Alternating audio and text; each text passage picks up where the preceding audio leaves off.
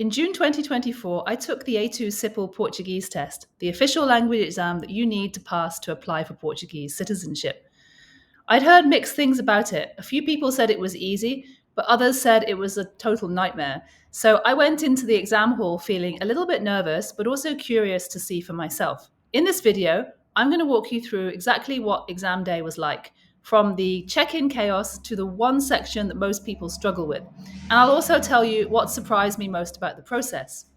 If you're planning to take the A2 CIPLE Portuguese test, I hope this video will give you a clear picture of what to expect. So when I decided to apply for Portuguese citizenship, the first big step I had to take was really booking that A2 Portuguese test. And to do this, in January 2024, I registered through the official CAPLE website, that's CAPLE, and I booked in mid-January, which is when they open up all the slots. It's really advisable to book early because popular centres around Portugal will fill up extremely quickly, sometimes months ahead, possibly even for the whole year at this stage. I took my test at the University of Lisbon campus, and it was a pretty simple process once I'd got the slot.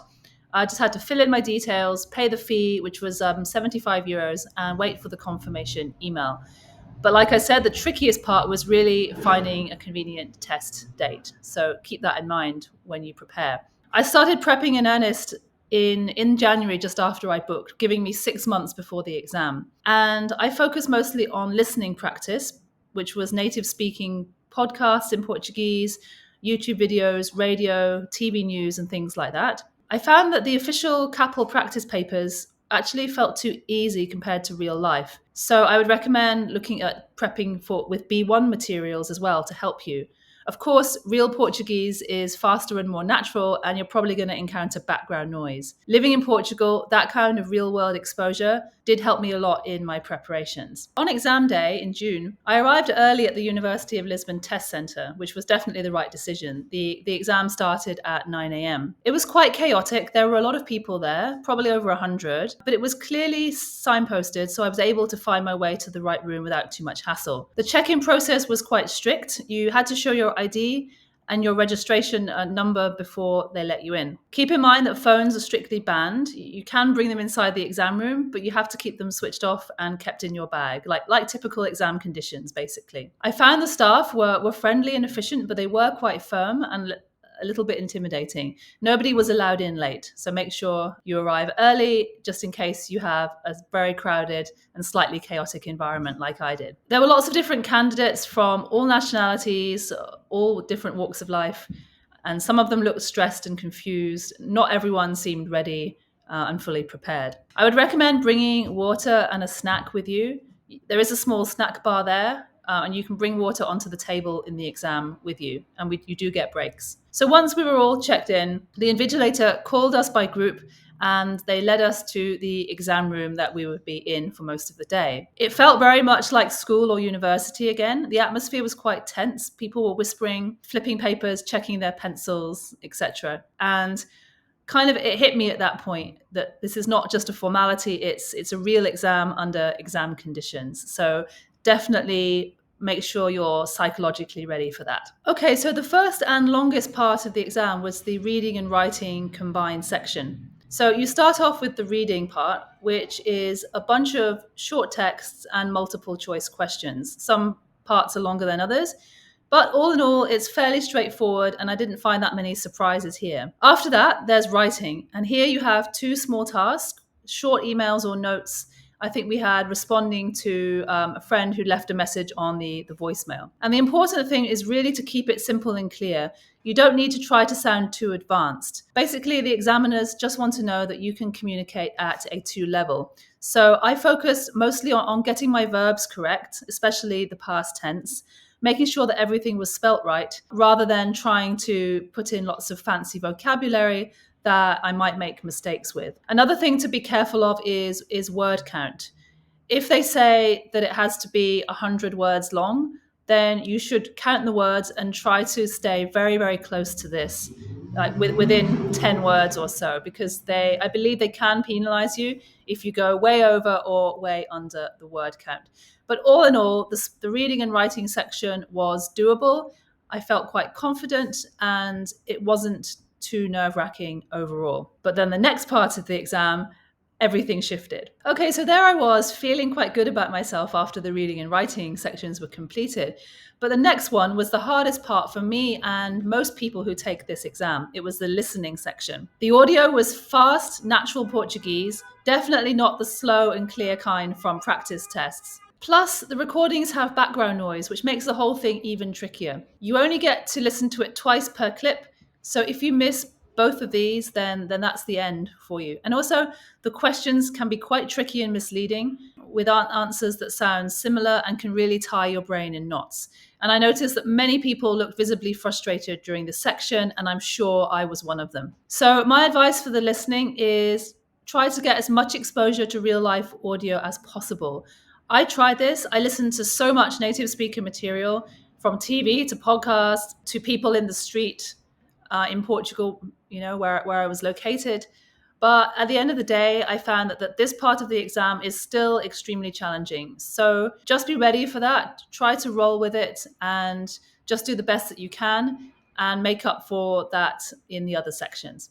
So once the listening part was done, they gave us all a lunch break. And this was a chance to decompress, chat to some of the other test takers, and get ready for the next part of the day, which was the speaking. For this part, we were assigned to a partner, which was one other person taking the test. The two candidates went into one room with one examiner. So yeah, it was very small scale. The examiner was really friendly and she spoke pretty clearly.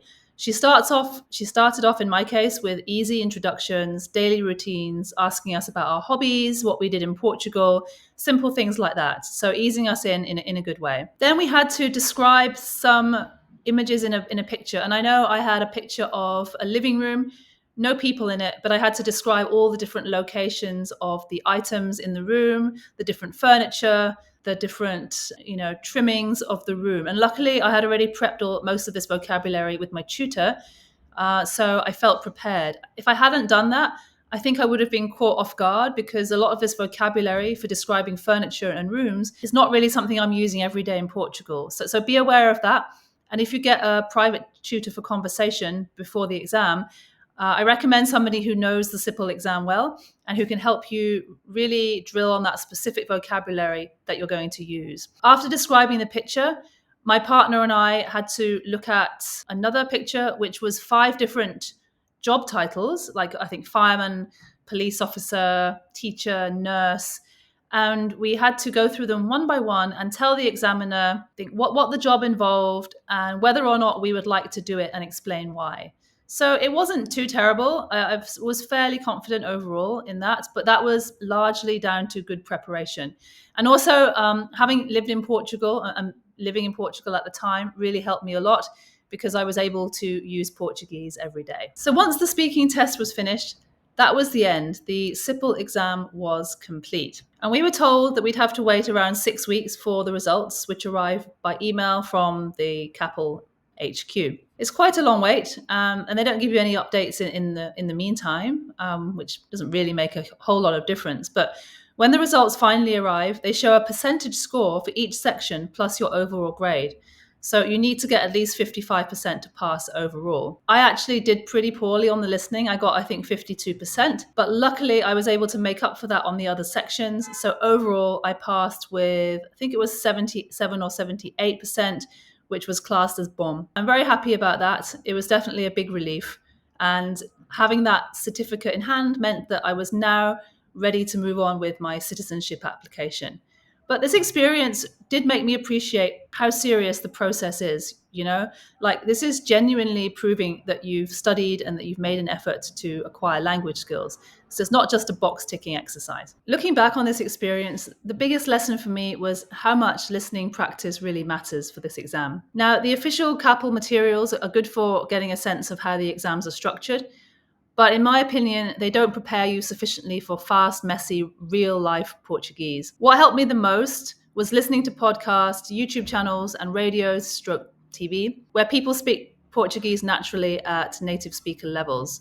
I still found that part of the exam really challenging, but that did help get me through. And the more you hear different accents and speeds, I think the easier it is to stay calm in the exam. The reading writing sections are very doable. Just don't overcomplicate things. I recommend practicing writing short messages and simple grammar structures.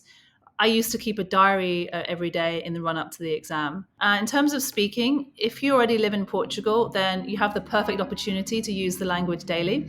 You can chat to your neighbors, order food in Portuguese, anything else really that just gets the job done.